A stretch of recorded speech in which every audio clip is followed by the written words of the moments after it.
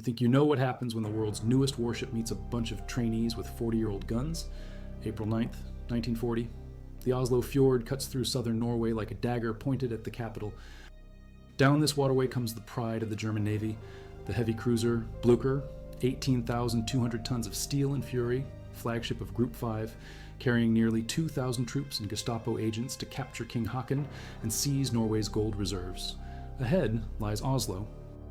Between them and victory sits a narrow strip of water called Drøbak Sound. On two tiny islands in that sound, 400 Norwegian defenders wait with weapons older than some of their grandfathers. If you value documented military history and incredible last stands like this, subscribe. It's the best way to support our work. Also comment from which city you're hearing this from. This script is researched and factual, using sources from the Battle of Drøbak Sound by Geir Haar and Tor Jørgen Mellion, published by Green Hill Books in 2023, and The Sinking of the Blücher, comprehensive archival investigation published by the Norwegian Armed Forces in 2023. Now back to the information. The cruiser Blücher was everything Germany wanted the world to fear. Commissioned just 6 months before this mission on September 20th, 1939, she stretched 665 feet from bow to stern, 8 8-inch guns and 4 turrets, 32 knots maximum speed. Admiral Hipper-class heavy cruiser with a displacement that officially stayed under treaty limits, but actually weighed over 16,000 tons when empty, 18,200 fully loaded. Her crew was inexperienced. She was brand new, but her mission was crystal clear. Reach Oslo by dawn, capture the Norwegian government, end resistance before it starts. Rear Admiral Oscar Kummetz commanded from Blücher's bridge. Behind him sailed the heavy cruiser Lutzow, light cruiser Emden, 3 torpedo boats, 8 minesweepers. Group 5 carried specific orders: secure the capital, arrest King Haakon VII, seize Prime Minister Johan Nygaardsvold and his cabinet, grab 50 tons of Norwegian gold reserves stored in Oslo's central bank. The troops packed into Blücher's compartments included 800 men from the 163rd Infantry Division under Major General Erwin Engelbrecht, plus specialist units trained for urban assault and a Gestapo detachment with lists of Norwegians to arrest. But between Kummetz and his prize lay 60 miles of Oslo fjord. At its mouth, the fjord spreads 5 miles wide. Ships can maneuver, evade, fight at distance. Then the waterway narrows, and narrows, until it reaches Drøbak Sound, just 500 meters across at its tightest point. A bottleneck, 2 small islands, forced ships into a single channel barely wide enough for a cruiser. On those islands, Oscarsborg Fortress waited with weapons the Germans knew about and dismissed as harmless. Colonel Birger Eriksen commanded Oscarsborg, 64 years old. Reputation among his peers for being trigger-happy. His orders were unclear. No one had told him whether approaching warships might be German or Allied. Norway was officially neutral, but leaning toward Britain. The fortress had been relegated to training coastal artillery recruits. Most of Eriksen's men were conscripts called up just 7 days earlier on April 2nd. 450 fresh recruits who barely knew which end of a shell went into the breach. The fortress itself looked harmless enough to German intelligence. Built in 1846, expanded in the 1890s, it straddled 2 islands, South Caholmen and North Caholmen. 3 main guns dominated South Caholmen, 28-centimeter Krupp cannons delivered in 1892, ancient by military standards. The gun crews had nicknamed them Moses, Aaron Argent Moon, and Joshua. 1 barrel had fallen into the sea during delivery and been salvaged, but they all worked. Slowly. These weren't quick-firing naval guns. They took time to load, time to aim, time to fire again. What German intelligence missed was the torpedo battery hidden in North Caholmen. Built between 1898 and 1901, operational since July 15th, 1901. This wasn't your standard above-ground torpedo tubes. The Norwegians had carved a concrete bunker into the island's rock, installed an elevator system that lowered torpedo frames underwater, then launched the weapons through submerged tubes, 45-centimeter torpedoes, ancient by 1940 standards, but still deadly at close range. The facility was one of only 2 like it in Norway, and German military intelligence had no idea it existed. Commander Andreas Andersen ran the torpedo battery, except he didn't. He'd retired in 1927 after commanding the position since 1909. The regular battery commander went on sick leave in March 1940.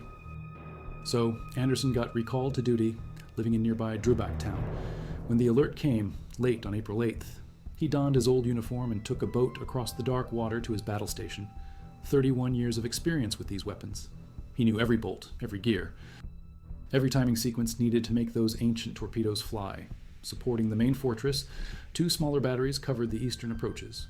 Kopos battery sat on a hill overlooking the fjord with three British-made Armstrong 6-inch guns from 1899 and two searchlights.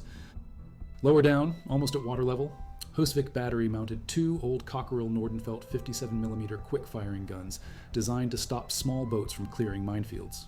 When fully manned, the entire Oslofjord fortress complex should have held 1,433 enlisted men and 210 officers.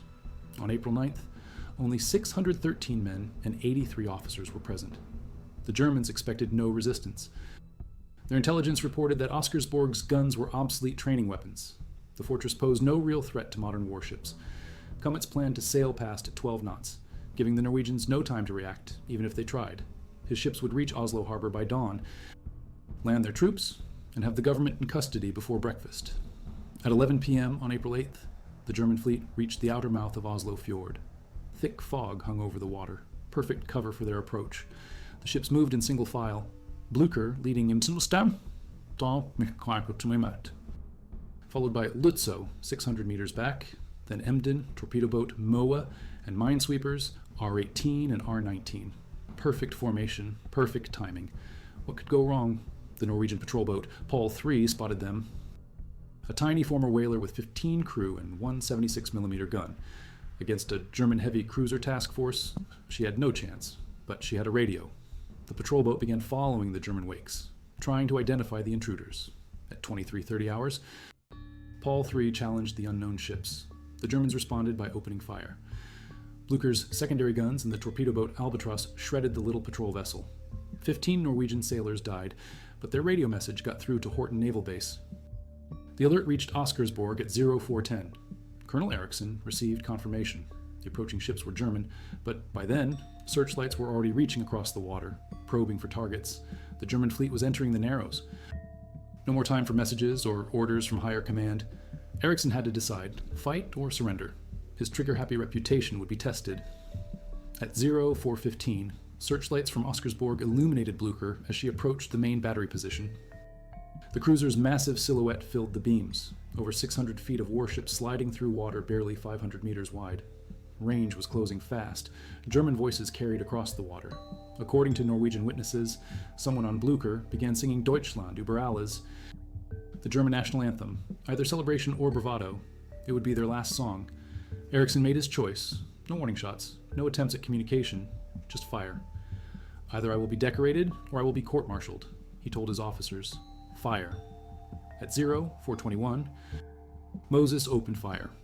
The first 28-centimeter shell screamed across 500 meters of water and slammed into Blücher's port side, high above the bridge.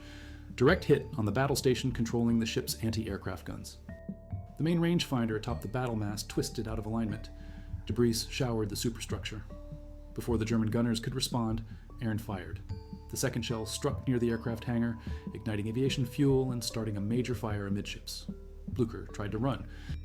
Captain Heinrich Voldag ordered full power, attempting to accelerate past the Norwegian guns. But the ship had only reached 12 knots when steering control from the bridge went dead. 15-centimeter guns from Drøbak mainland, 400 yards on Blücher's starboard side, opened fire as well. Multiple hits between sections 4 and 10, a 75-meter stretch amidships between B turret and C turret.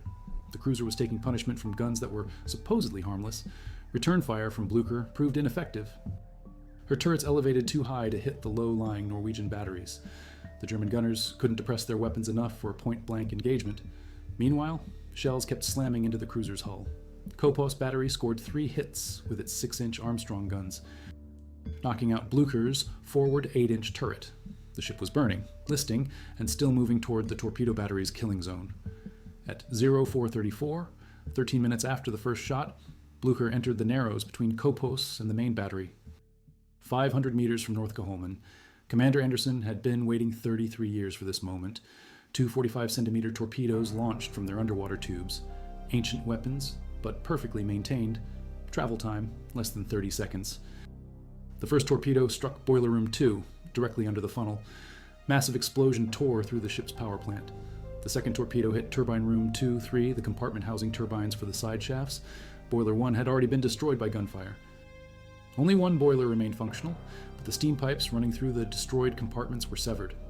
Turbine 1 lost power. Blücher went dead in the water. The cruiser's crew fought for their ship. Damage control parties battled fires spreading through the superstructure.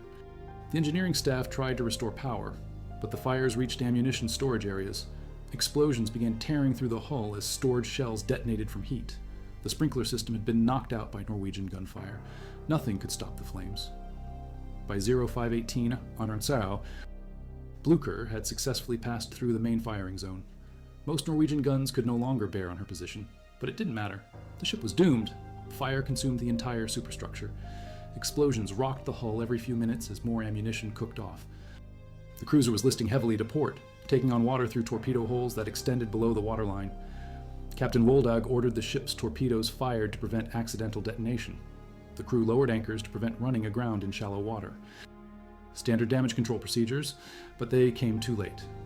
At 0622, 91 minutes after the first Norwegian shell found its target, Blücher capsized. The massive cruiser rolled over, turned upside down, and sank with her propellers, the last parts visible above water. Nearly 2,000 men went into the freezing Oslo fjord. Oil from ruptured fuel tanks spread across the surface and caught fire, creating a burning slick that trapped hundreds of swimmers. Some men were killed by the initial explosions, others drowned in the icy water. Many burned alive in the flaming oil. Survivors later described the horror of watching their shipmates disappear beneath burning fuel while they struggled to reach shore. Approximately 1,400 Germans survived the sinking. 970 reached the shoreline under their own power. Others were pulled from the water by rescue boats. Among the survivors were Rear Admiral Kummetz and Captain Woldag, but between 650 and 800 Germans died, over one-third of the ship's complement. The exact number remains disputed because passenger manifests were lost with the ship. The survivors who made it ashore at Froggen near Drøbak faced a new challenge: capture by Norwegian forces. Captain A. J. T. Peterson commanded No. 4 Company of His Majesty, the King's Guard. With only limited forces, he managed to capture 550 Germans, but many others escaped in the confusion. Around 1,000 survivors, including both Admiral Kummetz and Major General Engelbrecht, were placed under light guard at a nearby farm. Norwegian communications failures prevented proper interrogation, and the prisoners were effectively freed when Norwegian forces withdrew at 1830 hours. Kummetz and Engelbrecht reached Oslo at 2200 hours, establishing headquarters at the Hotel Continental. But their carefully planned surprise attack had failed. The delay caused by Blücher's sinking gave King Haakon VII, Prime Minister Nygaardsvold, and the entire Norwegian government time to escape Oslo by special train. They reached the town of Elverum, where the Storting Parliament reconvened and voted to continue resistance.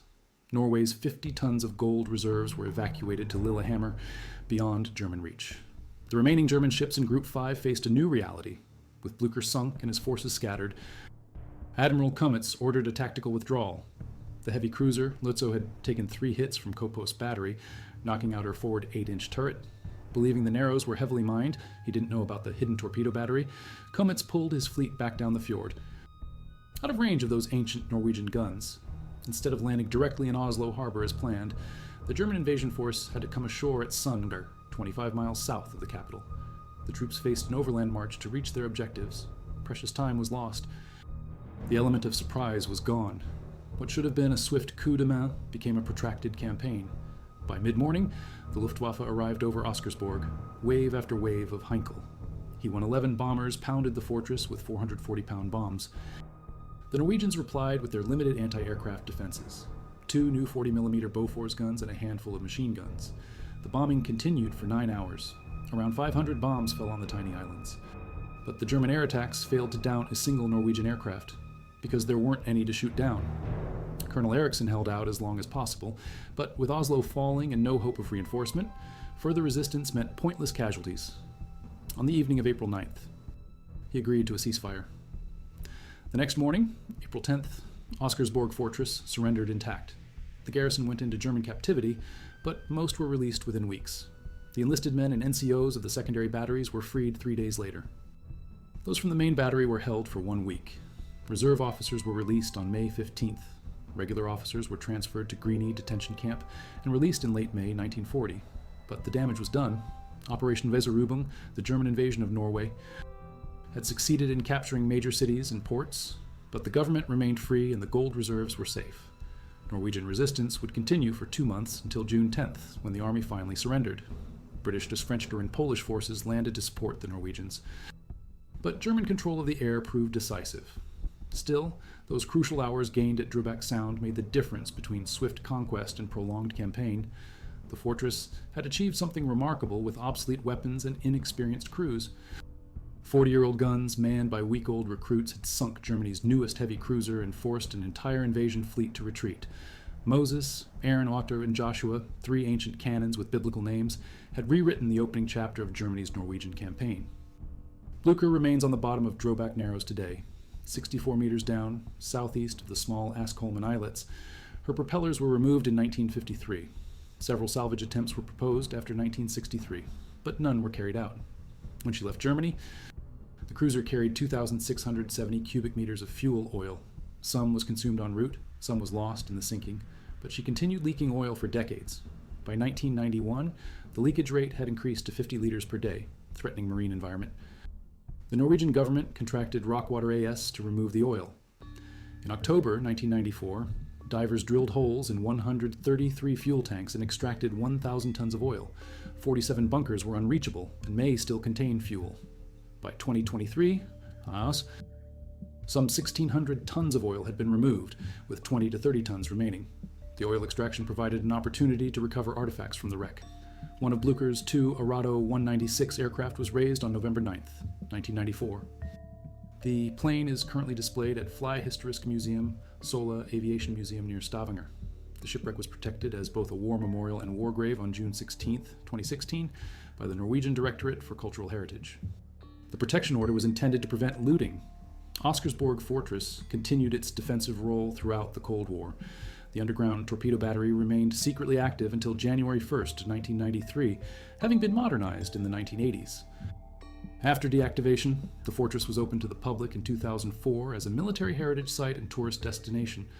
Visitors can take a motor launch from Drøbak town to explore the islands where 400 Norwegians changed history. The battle's strategic impact extended far beyond Norway. German occupation of Norwegian ports and airfields gave the Kriegsmarine staging bases for Atlantic operations. Bombers based at Sola Airfield could reach northeast Scotland with a round trip of 920 kilometers instead of 1,400 kilometers from German soil. Commerce raiders used Norwegian ports to access the North Atlantic. After Germany invaded the Soviet Union in 1941, Norwegian airfields were used to attack Arctic convoys, inflicting painful losses on Allied shipping. But those advantages came at a cost Germany hadn't expected to pay. The Norwegian campaign tied down German forces for 2 months when they were needed elsewhere.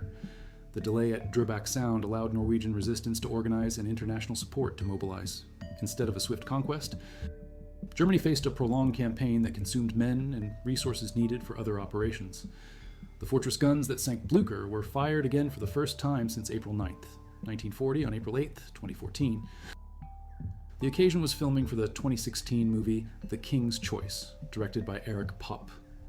The newspaper Aftenposten reported that this was the first time the guns had been fired since 1940s, but records show they were actually tested with blank charges in 1952. In 2023, exactly 83 years after the battle, Geir Haar and Tor Jørgen Melian published their comprehensive investigation, The Sinking of the Blücher, The Battle of Drøbak Narrows, April 1940, through Greenhill Books. 432 pages of primary sources and archival material detail every aspect of the engagement, from the ships leaving port to the final survivors reaching shore. The Norwegian Armed Forces published their own analysis the same year, confirming details that had been disputed for decades. Modern analysis reveals just how close the German plan came to success.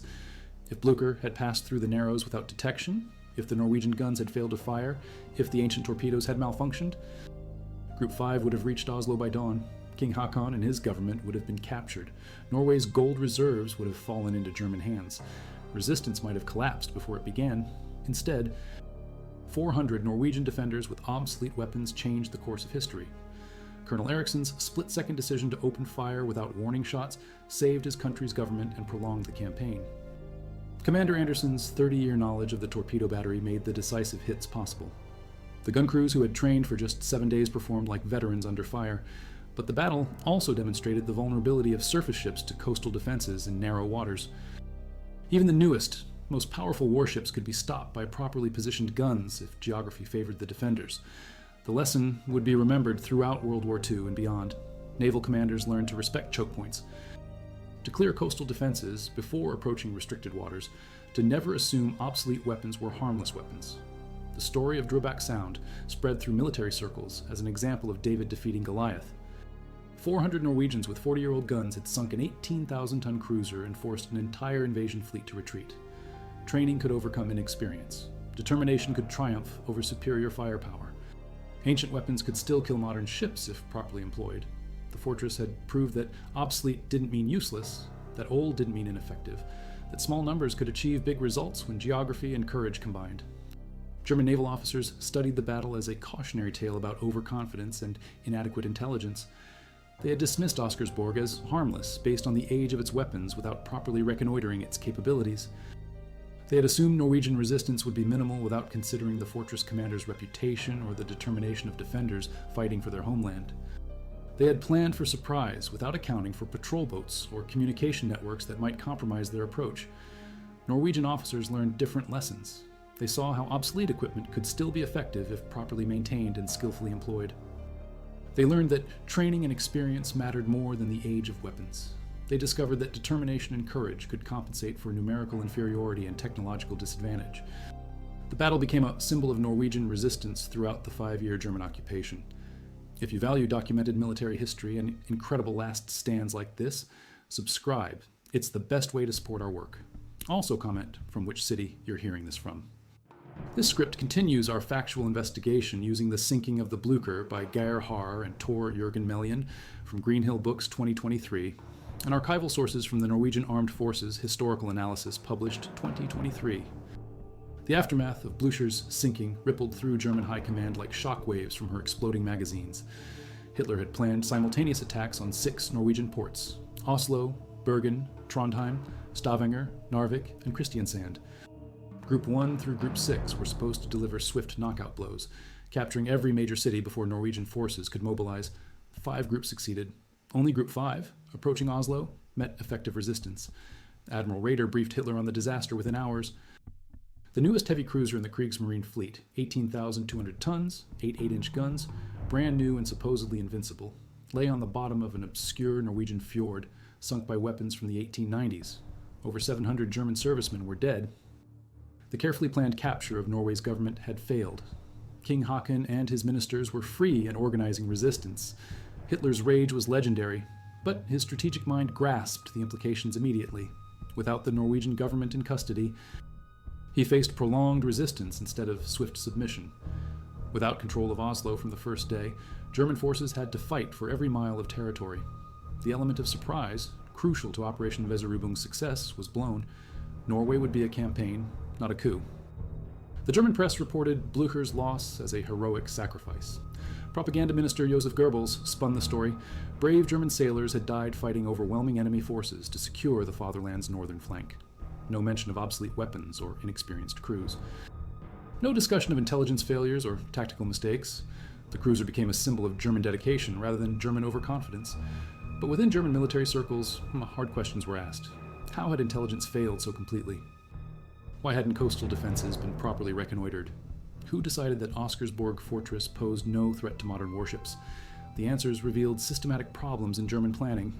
Intelligence gathering was inadequate. Assumptions went unchallenged. Success in Poland and France had bred overconfidence that proved costly in Norwegian waters.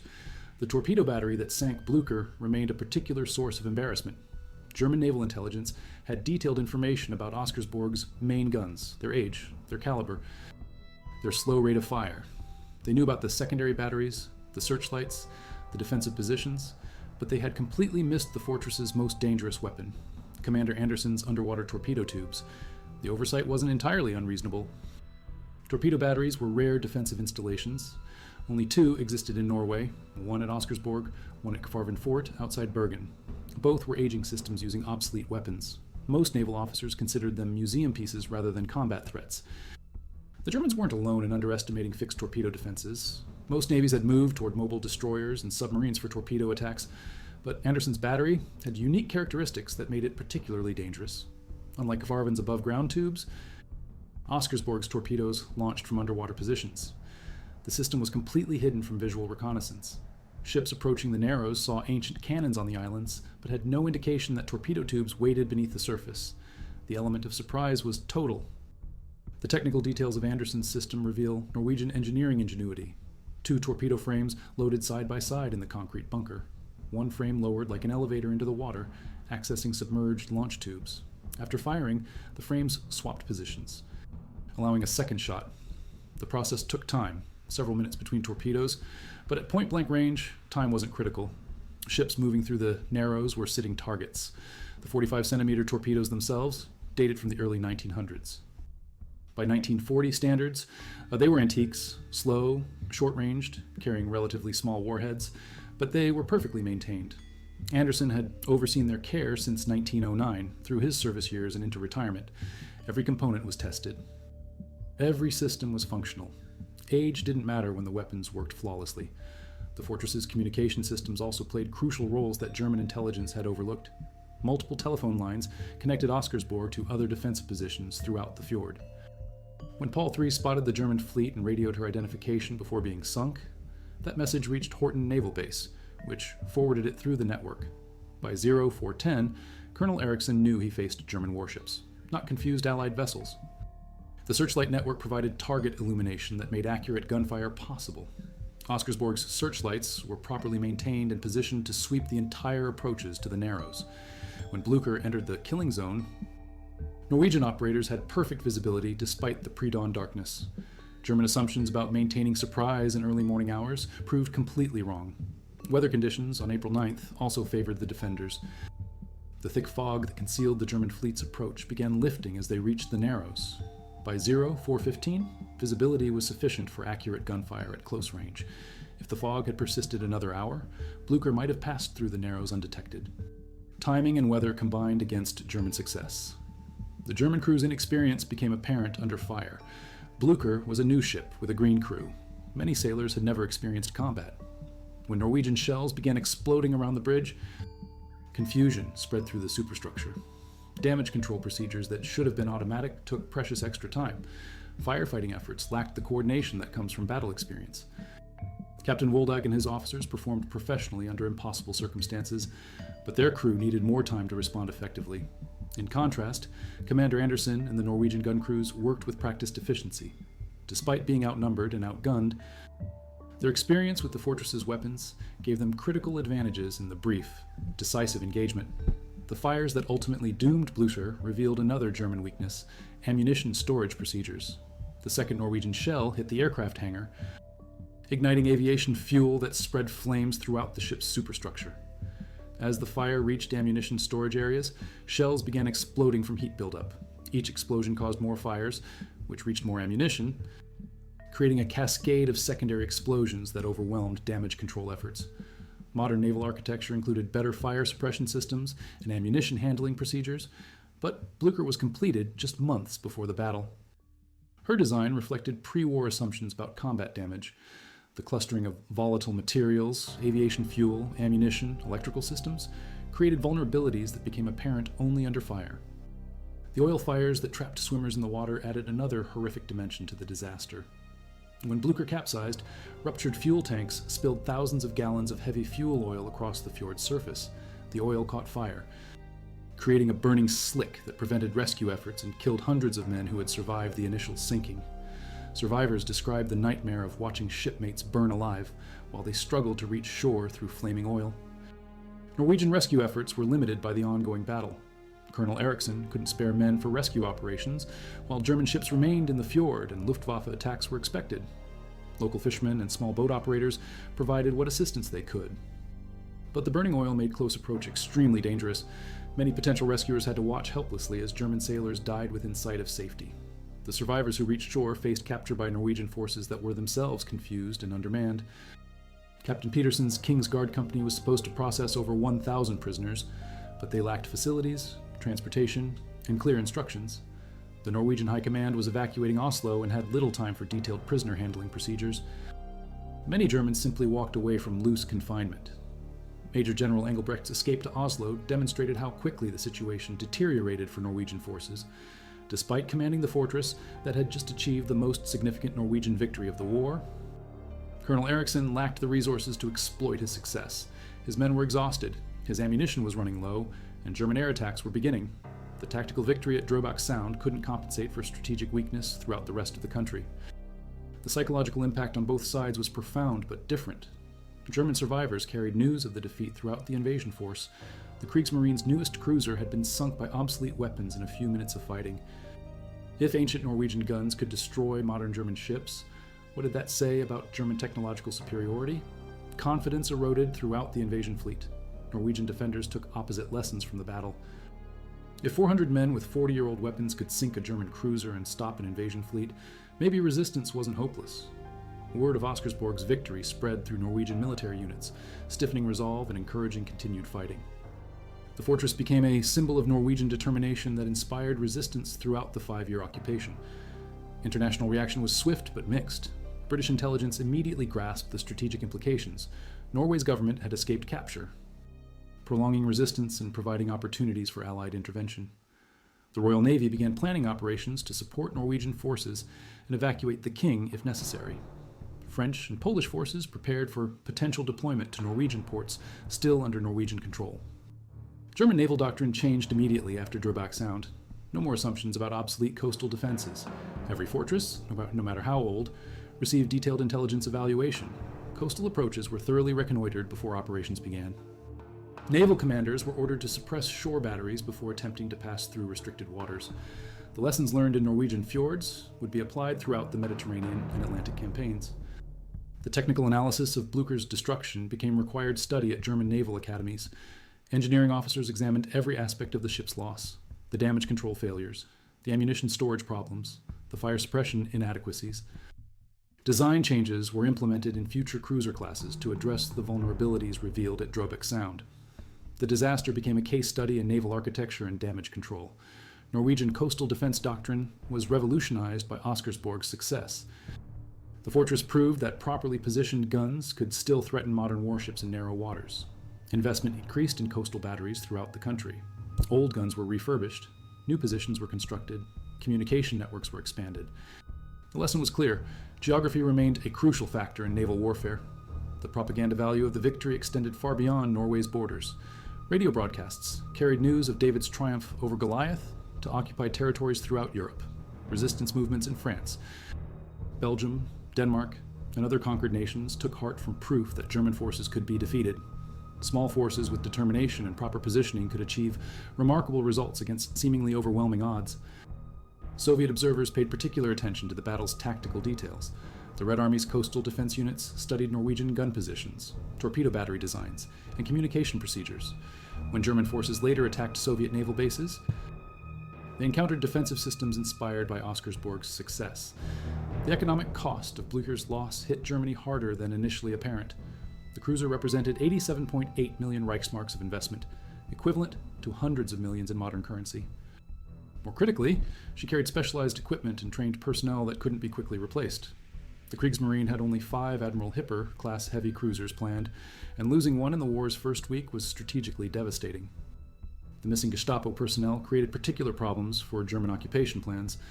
The agents aboard Blücher carried detailed lists of Norwegian citizens to be arrested, resistance organizers to be eliminated, and political leaders to be recruited or neutralized. Their deaths delayed the implementation of Nazi political control measures and gave Norwegian resistance movements precious time to organize underground networks. Norwegian casualties were remarkably light considering the intensity of the battle. No fortress personnel were killed during the engagement itself, though the subsequent 9-hour Luftwaffe bombing attack caused some injuries among the garrison. The most significant Norwegian loss was the crew of Paul III, 15 sailors who died defending their patrol boat, but whose sacrifice provided crucial intelligence about the approaching German fleet.